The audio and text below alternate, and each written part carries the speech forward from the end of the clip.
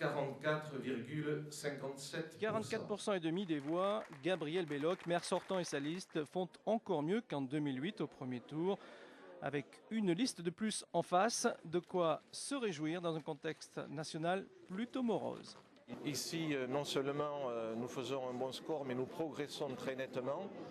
Et je considère donc que c'est sans doute le résultat d'un bilan que tout le monde, je pense, enfin beaucoup de monde considère comme très positif.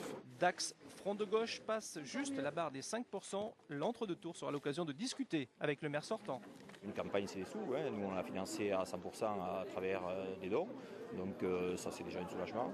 Et après, au niveau de la réflexion politique qu'on aura, on va avoir des discussions sur les programmes politiques et non sur des personnes. Absent depuis 20 ans à Dax du débat municipal, le Front National dépasse quant à lui les 10%, de 56 voix seulement, et se maintient pour le deuxième tour.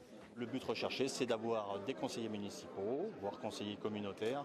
Donc là, on travaille pour nous et non pas pour se défausser pour les autres.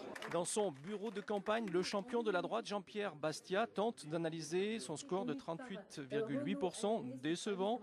Mais l'ancien rugbyman ne veut pas s'avouer vaincu. Nous allons travailler afin que nous allions voir le maximum de Dacoises et de Dacois pour leur expliquer que nous ne sommes pas là pour nous servir, comme on dit, mais pour servir cette ville de Dax et pour les servir.